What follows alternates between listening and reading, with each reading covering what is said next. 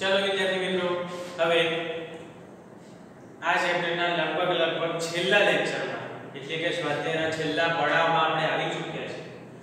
છેલ્લા લેક્ચરમાં તમારું સ્વાગત છે. તો આપણે આના આગળના લેક્ચરમાં અમુક દાખલાઓ ગણ્યા. હવે આ લેક્ચરમાં આપણે ત્યાંથી થોડા આગળ વધીએ. તો હવે દાખલા નંબર 17 ઉપર આપણે પહોંચ્યા છીએ. દાખલા નંબર 17 એ મોસ્ટ આઈએમપી અને બહુ જ સરસ પ્રશ્ન છે. પરીક્ષામાં ઘણી વખત પૂછાય એવો પ્રશ્ન છે. પરીક્ષામાં ઘણી વખત પૂછાઈ શકે એમ છે. બરાબર છે મિત્રો? તો દાખલા નંબર 17 ખૂબ જ ધ્યાન આપવા જેવો દાખલો છે. ખૂબ જ સરળ પણ છે. ચિંતા કરવા જેવું નથી કે સર મોસ્ટ આઈએમપી દાખલો છે, વારે વારે પૂછાતો હોય તો કદાચ સર થોડો ટફ હોય, એવું નથી મિત્રો. આ જે દાખલો છે એ ખાલી થોડી સમજણ માંગે છે, બીજું કંઈ નહીં. કે તો તમારી સમજ શક્તિ કેવી છે એ માંગે છે, બસ, બીજું કંઈ નહીં. તો આ દાખલાને સોલ્વ કેવી રીતે કરવો જોઈએ. દાખલાની રકમ વાંચવા જઈ રહ્યો છું મિત્રો. દાખલો શું કહે છે? કોઈ પથ્થરને 100 મીટર ઊંચા ટાવરની ટોચ પરથી પડતો મૂકવામાં આવે. ધારો કે આપણે એવું માની લઈએ કે આ જમીન છે. સમજો મિત્રો, આ જમીન છે.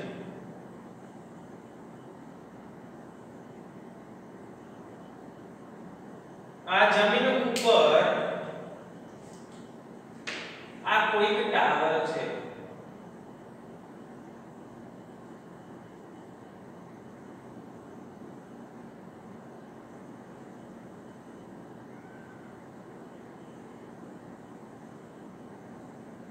જમીન ઉપર આ કોઈક ટાવર છે. હવે આ ટાવરમાં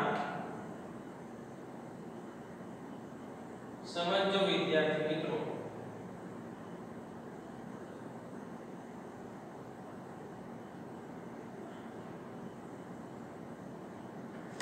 આ ટાવર ઉપરથી, અને આ ટાવરની ઊંચાઈ તમને કહી દઉં.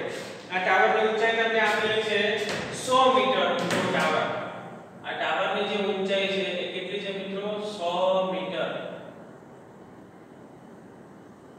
100 મીટર ઊંચાઈના ટાવર ઉપરથી શું કહે છે મિત્રો? એક પથ્થરને પડતો મૂકવામાં આવે છે. તે જ સમયે બીજા પથ્થરને જમીન પરથી 25 મીટર પર સેકન્ડના પ્રવેગ સાથે ઉર્ધ્વ દિશામાં ઉપર તરફ ફેંકવામાં આવે છે. એટલે કે ધારો કે આ પથ્થર છે, એક પથ્થર છે અને આ બીજો કોઈ પથ્થર છે.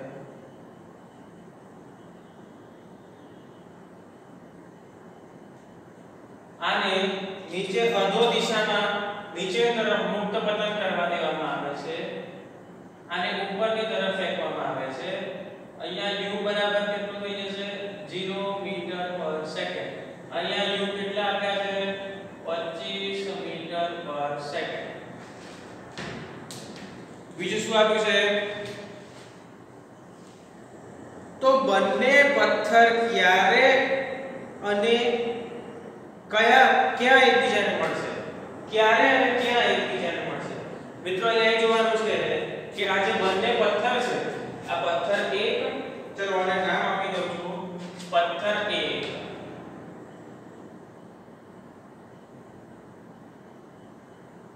આને નામ આપી દઉં છું પથ્થર 2.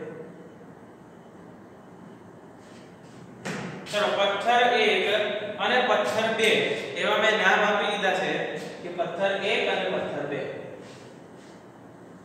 પહેલા તો દાખલો ગણતા પહેલા મગજમાં વિચારી લેવાનું, ઇમેજ ક્રિએટ કરી દેવાની. એટલે મગજમાં બનાવી દેવાનું કે શું કહેવા માંગે છે રકમ. રકમ શું કહેવા માંગે છે? 100 મીટર ઊંચાઈ વાળો એક ટાવર છે. એ ટાવર ઉપરથી એક પથ્થરને મુક્ત કરવામાં આવે છે, છોડી દેવામાં આવે છે, મુક્ત પતન કરવા દેવામાં આવે છે. અને તે જ સમયે બીજો પથ્થર છે એને નીચેથી ઉપર ફેંકવામાં આવે છે. એક પથ્થર ઉપરથી નીચે આવે છે, બીજા પથ્થરને નીચેથી ઉપર ફેંકવામાં આવે છે. ઉપર વાળો જે પથ્થર છે એની કઈ જ માહિતી નથી આપી.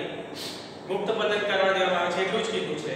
જ્યારે નીચેવાળો પથ્થર છે એનો પ્રારંભિક વેગ 25 મીટર પર સેકન્ડ આપ્યો છે, પણ મુક્ત પતન કરે છે એટલે આડકતરી રીતે આપણને એનો પ્રારંભિક વેગ 0 મીટર પર સેકન્ડ આપેલો છે. સમજી ગયા મિત્રો આ પ્રશ્ન શું કહેવા માંગે છે? પછી એવું કહે છે કે આ જે બંને પથ્થર છે જો આ ઉપરથી નીચે આવે નીચેથી ઉપર જતો હોય તો ક્યારે ક્યાંક તો એકબીજાને મળશે ને. હવે એ ક્યારે મળશે અને ક્યાં મળશે? ક્યારે મળશે એટલે કે સમય t શોધવાનો છે, અને ક્યાં મળશે તો જમીનથી કેટલી ઊંચાઈએ મળશે અથવા ઉપરથી ટોચ ઉપરથી કેટલી ઊંચાઈએ મળશે, કેટલા અંતરે મળશે એ તમારે શોધવાનું છે. બરાબર છે મિત્રો? તો આપણે એવું ધારી લઈએ કે ધારો કે બંને પથ્થર, જો સમજો હવે હું શું કરવા માંગુ છું કે આ જે આની ઊંચાઈ છે આટલી આની ઊંચાઈ છે. હવે આ વસ્તુ અહીંયા સમજાવું કે ધારો કે હું માની લો કે આ પથ્થર ઉપરથી નીચે અહીંયા સુધી પહોંચ્યો અને આ પથ્થર અહીંયાથી અહીંયા સુધી પહોંચ્યો. આ જગ્યાએ બંને એકબીજાને મળે છે. એવું માની લો કે ઉપરવાળો પથ્થર અહીંયા પહોંચ્યો અને આ પથ્થર અહીંયા પહોંચ્યો, બંને આ જગ્યા ઉપર એકબીજાને અહીંયા નહીં અહીંયા મળશે તો અહીંયા છે, પણ અહીંયા બધું ભરાઈ ગયું છે એટલે હું અહીંયા દોરું છું એટલે કે અહીંયા કોઈ જગ્યાએ એકબીજાને મળે છે. તો એવું ધારી લો કે આ જે અંતર છે એને હું ડિસ્ટન્સ 1 એટલે કે d1 કહી દઉં, કેમ કે આ બાજુ પથ્થર 1 છે અને આ જે અંતર વધ્યું બાકીનું જે અંતર વધ્યું એને હું d2 કહી દઉં એટલે કે ડિસ્ટન્સ. બરાબર છે મિત્રો? એટલે કે પહેલા પદાર્થથી જે અંતર કાપ્યું એને મેં ડિસ્ટન્સ 1 કીધું અને બીજા પદાર્થથી જે અંતર કાપ્યું એને ડિસ્ટન્સ d2 કીધું અને એ બંને t સમયના અંતે t સમયે એકબીજાને મળે છે. એટલે અહીંયા લખી શકાય કે ધારો કે ગતિની શરૂઆત કર્યા બાદ બંને t સમયે એકબીજાને મળે છે. અને બીજી વસ્તુ કે આ જે બંને પદાર્થો એટલે બંને પથ્થર છે એ d1 જેટલા અંતરે અને d2 જેટલા અંતરે મળે છે. એટલે હું અહીંયા લખી શકું કે ધારો કે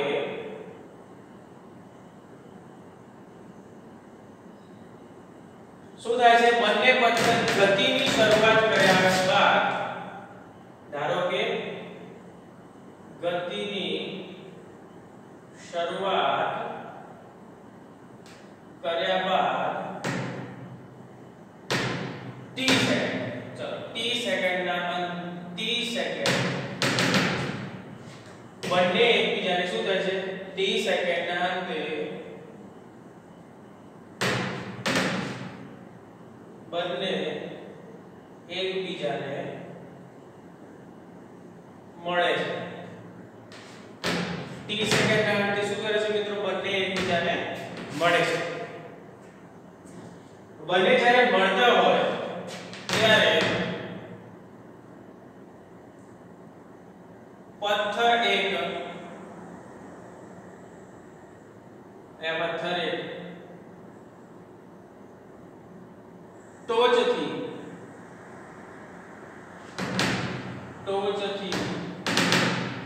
d1 જેટલા અંતરે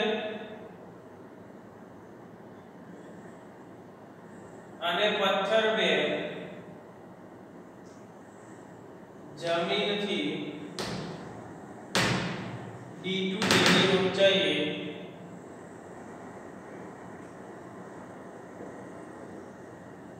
મળે છે. ચાલો આપણે એવું ધારી લીધું કે પદાર્થ ક્યાં અને ક્યારે મળે છે?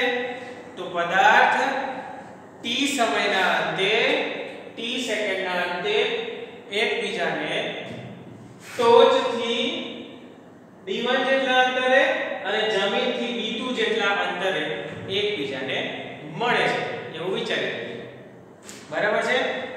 ટોચથી d1 જેટલા અંતરે અને જમીનથી d2 જેટલા અંતરે એકબીજાને મળે છે આવું ધારી લો. હવે અહીંયા બે ભાગ અલગ કરવાના છે. એક તો ગણતરી કરવાની છે પથ્થર 1 માટે અને બીજી ગણતરી કરવાની છે પથ્થર 2 માટે. ચલો અહીંયા સૌથી જે પહેલી ગણતરી છે એ છે પથ્થર 1 માટે.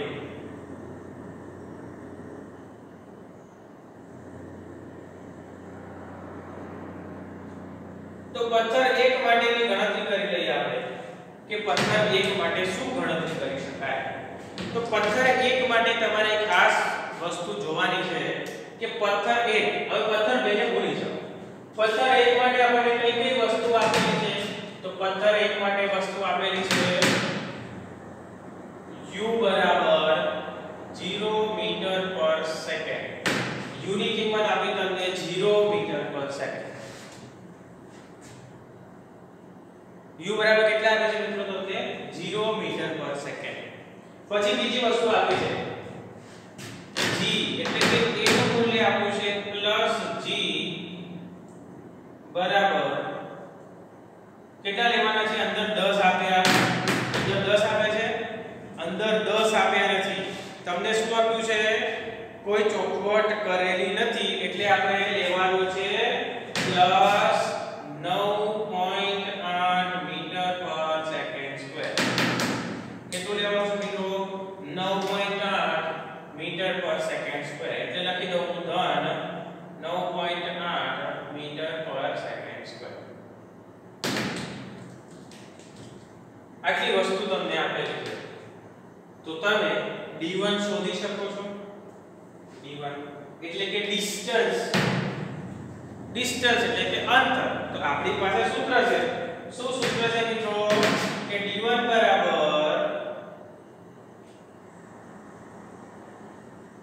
u1 અને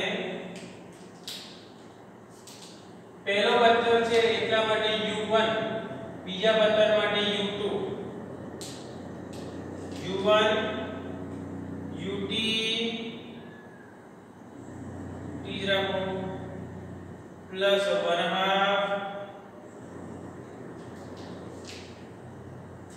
પહેલા પથ્થર માટે u1, પહેલા પથ્થર માટે a1 1/2 a1 t square u 0 t half a1 એટલે 9.8 t સ્ક્વેર. આ તો 0 થઈ જશે. આ છે રૂટ છે 4.9 એટલે આ થઈ જશે મિત્રો 4.9 t સ્ક્વેર. એટલે કે d1 બરાબર 4.9 t સ્ક્વેર.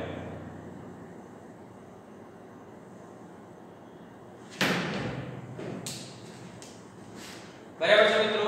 d1 બરાબર કેટલું થઈ જશે મિત્રો? 4.9 t સ્ક્વેર. હવે તમે કહેશો સર આ તો d1 આપણે શોધતા હતા, t આપણી પાસે નથી, તો શું કરીશું? કોઈ ચિંતા નથી કરવાની. હવે પથ્થર 2 ની ગણતરી કરો, એમાં પણ તમને આવું d2 મળશે. ચલો પથ્થર 2 માટે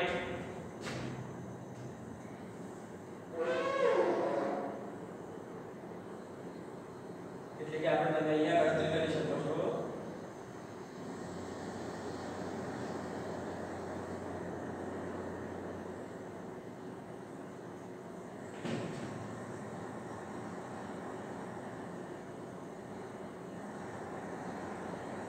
चलो पत्थर 2 ની ગણતરી કરીએ. પથ્થર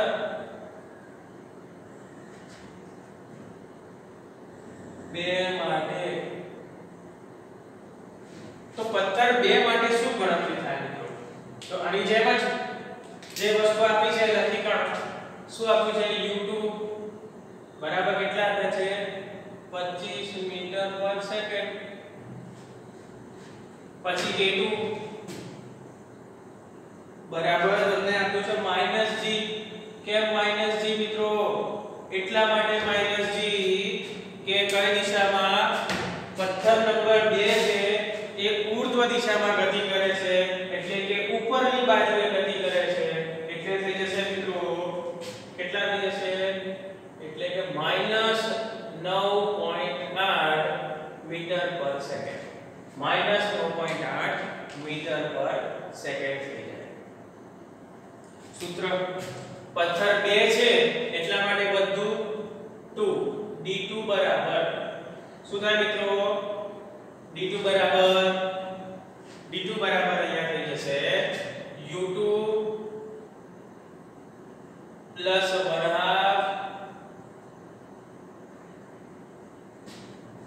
ચલો કિંમત મૂકતા જઈએ u2 ની કિંમત કેટલી છે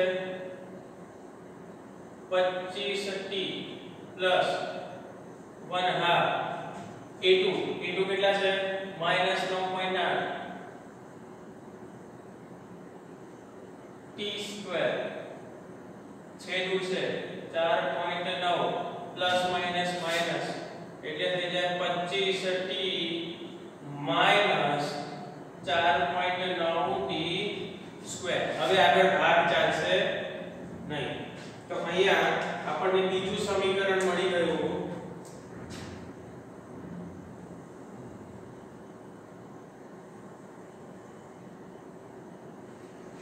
d2 બરાબર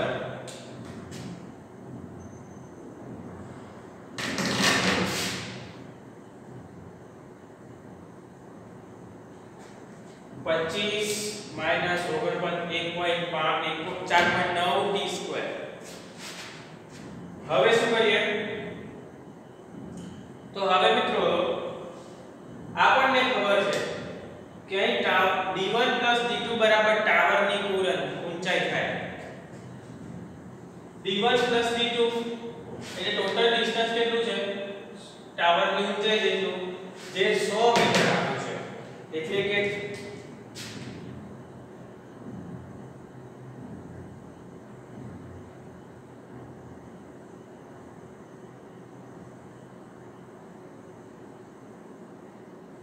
टावर ની ઊંચાઈ કેટલી થાય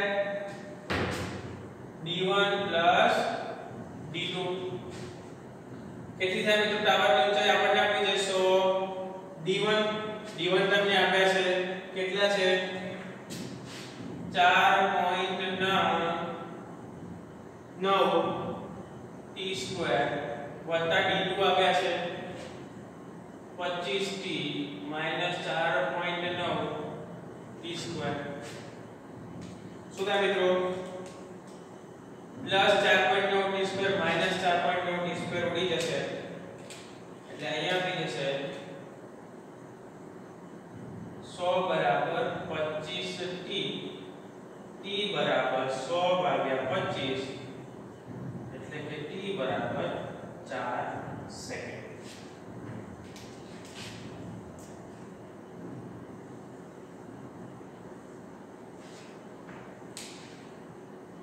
तो 4 સેકન્ડ આવે એનો મતલબ શું કે બંને પદાર્થો ગતિની શરૂઆત કર્યા બાદ 4 સેકન્ડના અંતે એકબીજાને મળશે બરાબર છે મિત્રો. તો આનો મતલબ શું થાય મિત્રો કે પદાર્થ છે એ શું કરશે પથ્થર એ 4 સેકન્ડના અંતે ગતિની શરૂઆત કર્યા બાદ 4 સેકન્ડના અંતે એકબીજાને મળશે. पहले लखी शकाय आ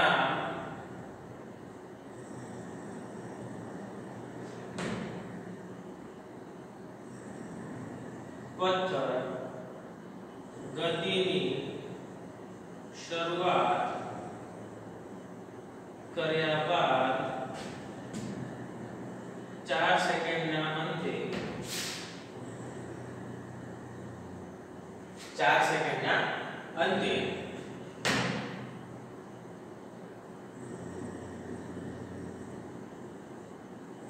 એકબીજાને મળે છે. તો બરાબર છે મિત્રો 4 સેકન્ડના અંતે એકબીજાને મળશે.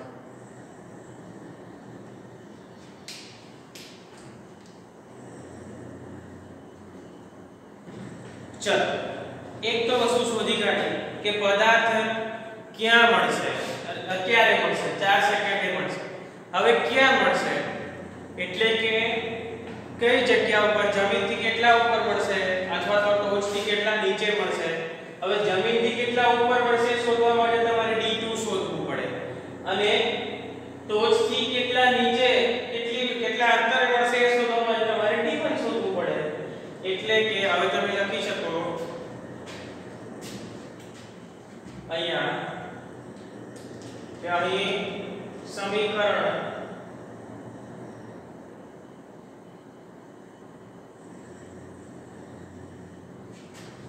કામાં 1 અને 2 માં શેની કિંમત મૂકી દઈએ? 2 માં t ની કિંમત મૂકી દઈએ. t ની કિંમત મૂકતા સમીકરણ 1 અને સમીકરણ 2 માં t ની કિંમત મૂકીએ તો શું થાય મિત્રો? તો સમીકરણ 1 અને સમીકરણ 2 માં t ની કિંમત મૂકી દઈએ તો સૌથી પહેલા સમીકરણ 1 માં મૂકીએ તો d1 બરાબર કેટલા થઈ જશે મિત્રો? 4.9 t². ચલો 4.9 એટલે 49 ભાગ્યા 10 ગુણ્યા t² એટલે કે 4 નો વર્ગ. બરાબર છે મિત્રો? 49 ભાગ્યા 10 ગુણ્યા 4 નો વર્ગ એટલે થઈ જશે 49 ભાગ્યા 10 ગુણ્યા 16. તો આને તમે જ્યારે સોલ્વ કરશો એટલે તમને લગભગ કિંમત મળશે 78.4.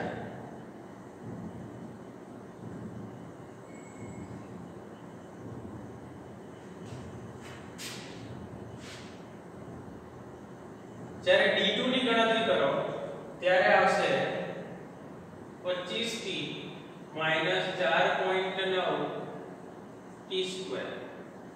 ચલો 25 તો એમને એમ જ રહેશે. t કેટલા છે મિત્રો? 4 એટલે ગુણ્યા 4 ઓછા 4.9 ગુણ્યા t² એટલે કે 16. બરાબર છે મિત્રો? એટલે આ થઈ જશે 100 માઈનસ હવે 49 t² છે ને એને આપણે કિંમત શોધી છે. કેટલી છે?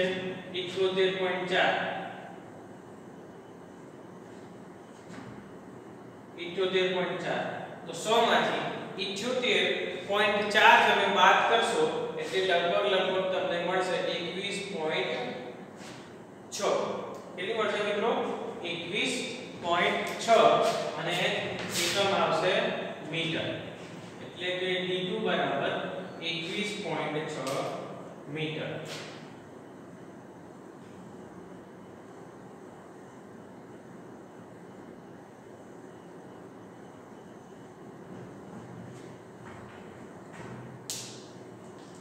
તો અહીંયા તમે લખી શકો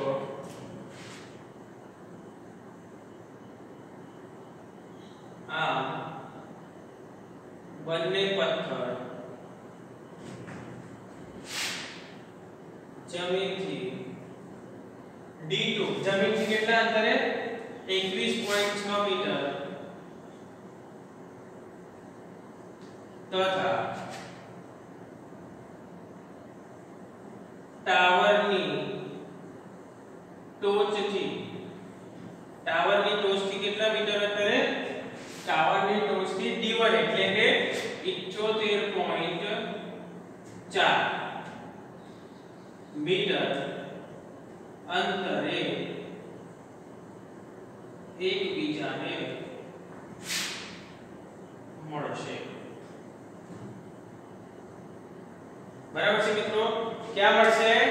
એકબીજાને જમીનથી વાત કરવામાં આવે તો 21.6 મીટરના અંતરે જમીનથી 21.6 મીટર અંતરે અને ટાવરની ટોચથી 78.4 મીટરના અંતરે એકબીજાને મળશે.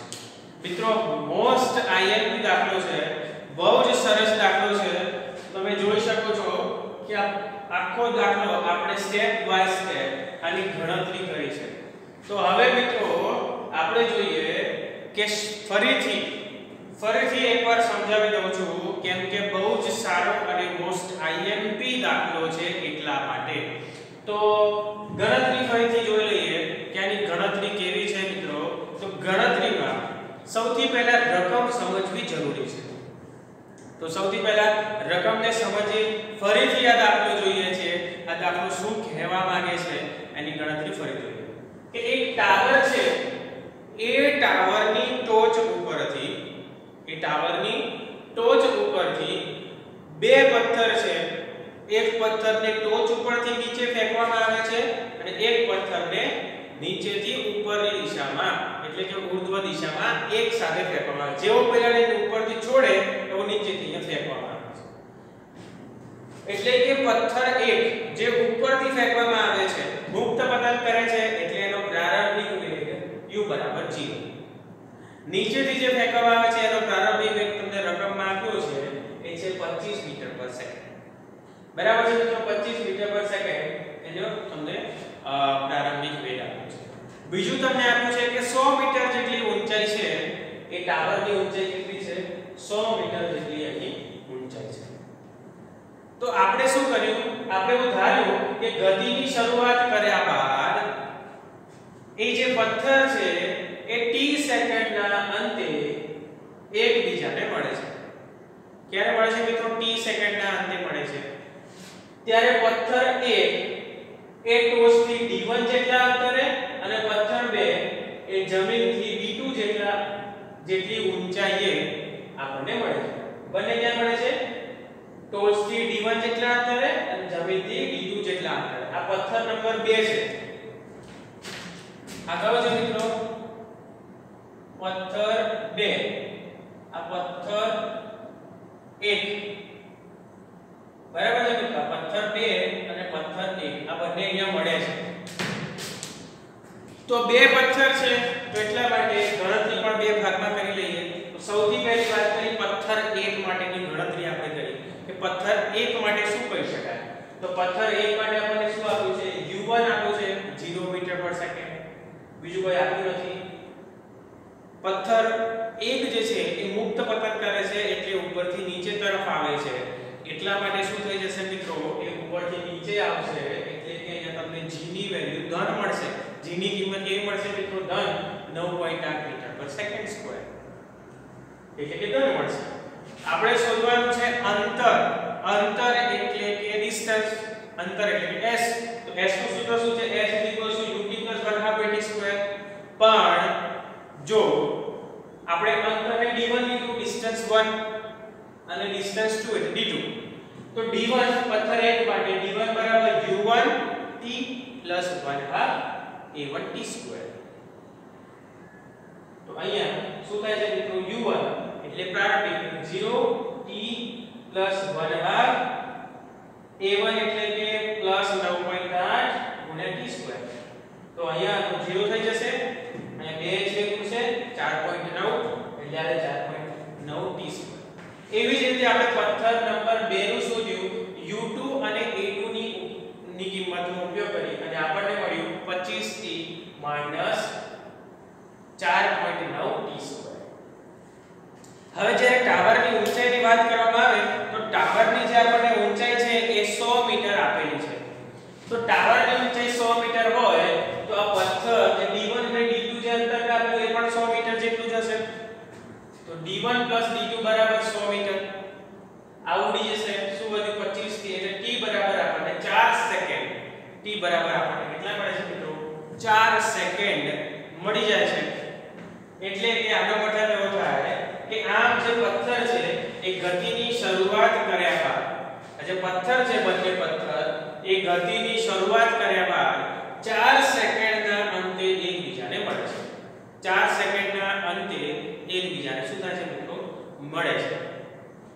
ત્યાં સુધી આવે એટલે કે ક્યારે મળશે આપણને ખબર પડી. પણ ક્યાં મળશે? કઈ જગ્યાએ? જમીનથી કેટલા ઉપર, ટોચથી કેટલા નીચે એ આપણે શોધવું પડે ને. એટલે કે આપણે d1 અને d2 શોધવા પડે. જો d2 મળી જાય તો જમીનથી આટલા અંતરે અને d1 મળી જાય તો ટોચથી આટલા નીચે. તો મેં શું કર્યું? આ જે t ની કિંમત આવી, આ t ની કિંમત એ સમીકરણ 1 એટલે કે આપણું પહેલું સમીકરણ અને બીજા સમીકરણમાં મૂકી દઈએ. તો પહેલા સમીકરણમાં મૂકીએ તો શું થાય? તો d1 = 4.9 t². તેનું સાદુરૂપ આપતા આપણને 78.4 મીટર આપણને મળે છે d1. d2 ની અંદર આ કિંમત મૂકીએ તો આપણને મળે છે 21.6 મીટર. તો આમ બંને પથ્થર જમીનથી 21.6 મીટર અને ટાવરની ટોચથી 78.4 મીટરના અંતરે એકબીજાને મળશે. હવે અહીંયા બીજી વસ્તુ નોટ કરો કે d1 અને d2 નો સરવાળો કરો તો 21.6 ને 78.4 એટલે કે 22 અને 78 એટલે કે 100 થઈ જાય છે મિત્રો. ટોટલ 100 મીટર નું અંતર ટાવરની આપણે કુલ ઊંચાઈ 100 પડી જશે. બરાબર છે મિત્રો.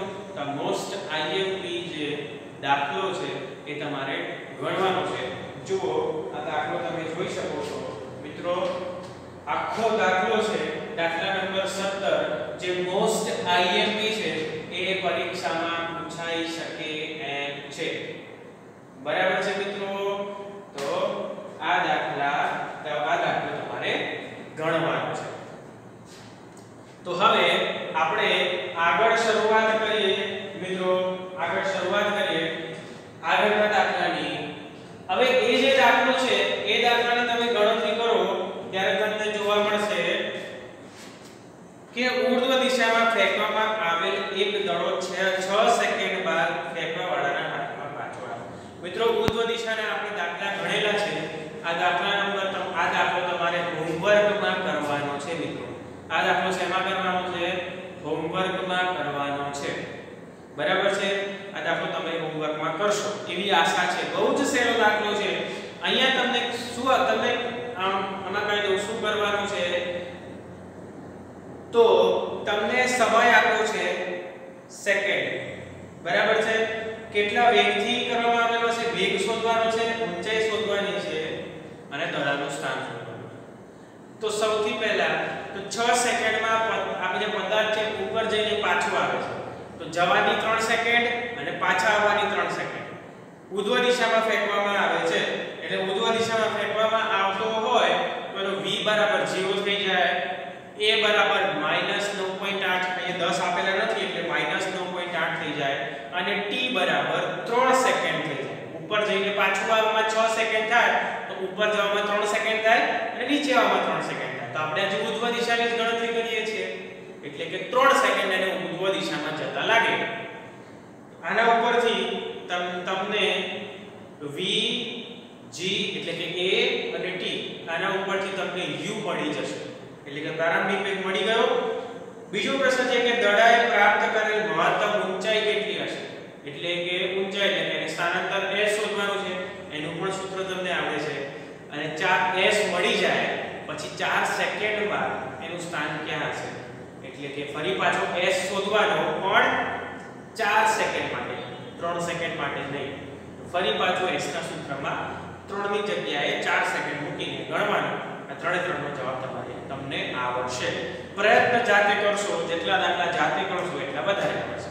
ચલો ત્યાંથી આગળ વધીએ કે કોઈ પ્રવાહીમાં ડૂબાડેલ પદાર્થ ઉપર ઉત્પ્લાવક બળ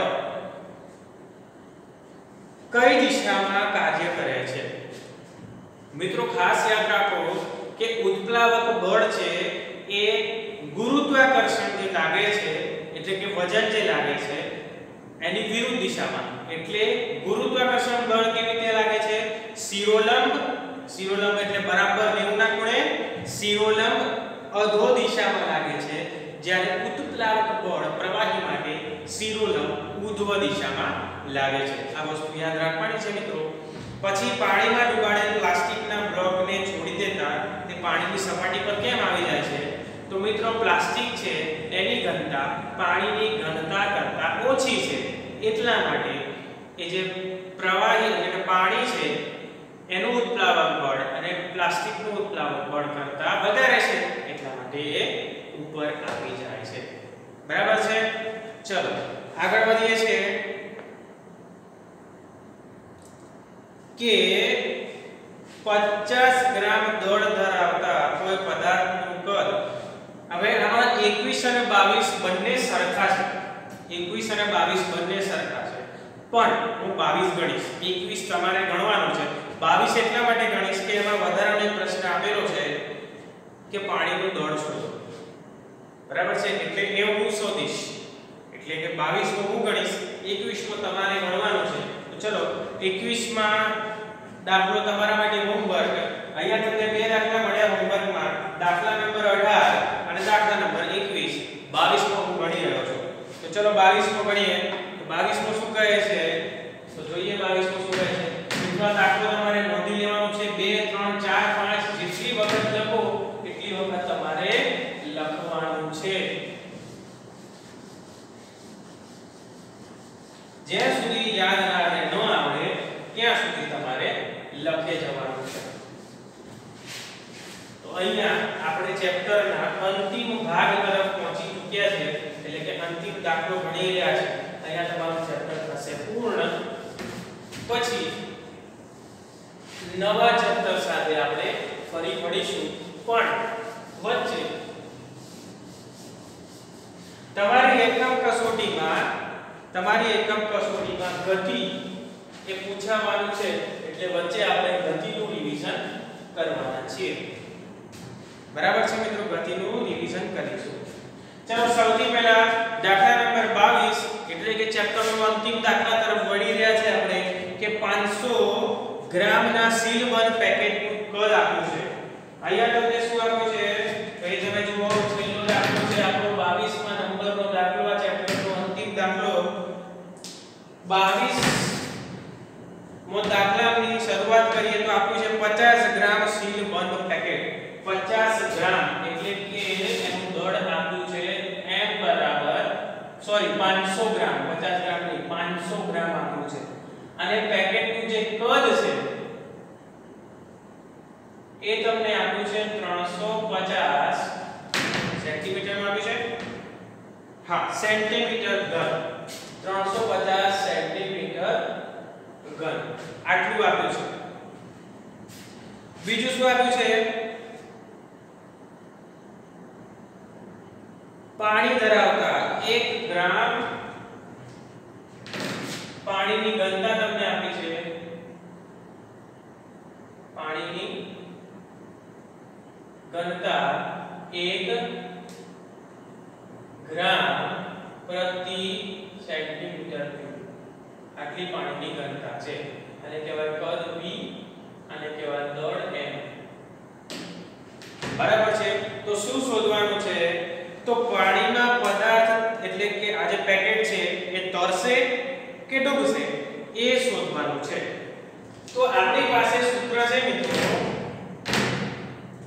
શું સૂત્ર છે? યાદ છે મિત્રો?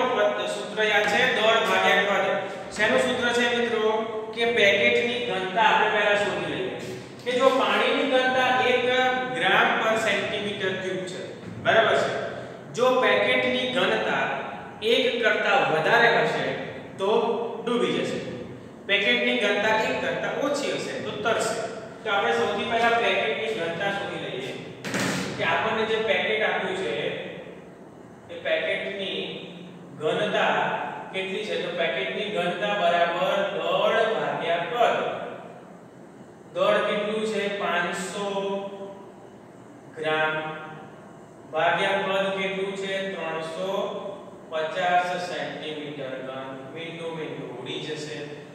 તો 50 ભાગ્યા 35 તમે કરો તો તમને 50 ભાગ્યા 35 કરતા તમને લગભગ 1.4 કેટલું મળશે મિત્રો? 1.4 ગ્રામ પ્રતિ સેન્ટીમીટર ક્યુબ મળે છે. આ પેકેટની ઘનતા તમને કેટલી મળશે? 1.4 ગ્રામ પ્રતિ સેન્ટીમીટર ક્યુબ. હવે આ જો આ પેકેટની ઘનતા 1 કરતા વધારે છે એટલે કે અહીં તમે એ લખી શકો. શું લખી શકો મિત્રો? કે અહીં પેકેટની ઘનતા પાણીની ઘનતા કરતા વધુ હોવાથી પેકેટ પાણીમાં ડૂબી જશે.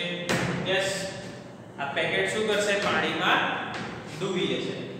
હવે જો પેકેટને પાણીમાં મૂકો અને પાણીમાં ડૂબી જાય તો એ જે પાણી છે ને વિસ્થાપિત થયું હશે, એટલે કે પાણીની સપાટી થોડી ઉપર આવી હશે. તો તો એ કેટલી ઉપર આવી હશે તો એના માટે તમને ખબર હોવી જોઈએ કે પાણી છે એનું દળ કેટલું થાય પાણીનું દળ કેટલું થાય એ તમને ખબર હોવી જોઈએ ને તો એ દળ શોધવા માટે તમારે શું કરવાનું છે તો પાણીનું દળ શોધવા માટે તમારે કરવાનું છે કે પાણીનો પેકેટ સંપૂર્ણપણે ડૂબી જાય છે બરાબર છે પેકેટ શું થાય છે મિત્રો સંપૂર્ણપણે પાણીમાં ડૂબી જાય છે એટલા માટે તો પાણીનું દળ બરાબર આપણી પાસે સૂત્ર છે ગણી લઈએ કે પાણીનું દળ બરાબર શું થાય પાણીનું દળ બરાબર કેટલું થાય મિત્રો પાણીનું દળ તો એની માટે આપણી પાસે સૂત્ર છે પેકેટનું કદ ગુણ્યા પેકેટનું કદ ગુણ્યા પાણીની ઘનતા પેકેટનું કદ ગુણ્યા પાણીની ઘનતા બરાબર છે મિત્રો કેનું દળ કેટલું થાય તો પેકેટનું કદ ગુણ્યા પાણીની ઘનતા જેટલું થાય છે ચલો કરીએ ગણતરી તો પેકેટનું કદ કેટલું છે મિત્રો તો પેકેટનું કદ આપણને આપ્યું છે 350 સેન્ટીમીટર ઘન ગુણ્યા પાણીની ઘનતા કેટલી છે 1 ગ્રામ પ્રતિ સેન્ટીમીટર ઘન સેન્ટીમીટર ઘન ઉડી ગયા 350 ગુણ્યા 1 એટલે કે 350 ગ્રામ 350 ગ્રામ એ પાણીનું દળ થશે એટલે કે પાણી એ કેટલું 350 ગ્રામ જેટલું પાણી વિસ્થાપિત થયું હશે એટલે કે વિસ્થાપિત થયેલા પાણીનું જે દળ છે એ કેટલું હશે મિત્રો 350 ગ્રામ જેટલા પાણીનું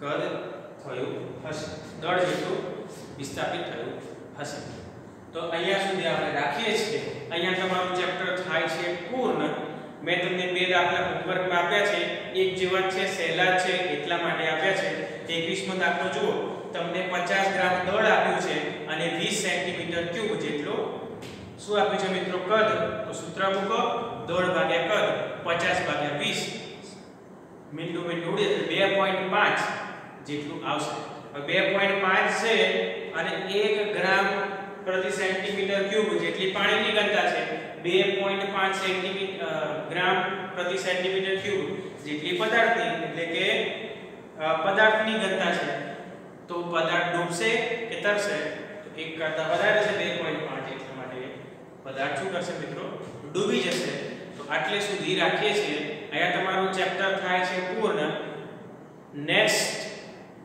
લેક્ચર થી આપણે નવા પ્રકરણની શરૂઆત કરવા જઈ રહ્યા છીએ બરાબર છે મિત્રો વચ્ચે જો તમારે જોઈતું હોય તો આપણે ગતિના આઈએમપી જે પ્રશ્નો છે એ આઈએમપી પ્રશ્નોનું રિવિઝન એકવાર આપણે કરી લઈશું બરાબર છે મિત્રો તો મળીએ છીએ અને પછીના લેક્ચરમાં નવા ચેપ્ટર સાથે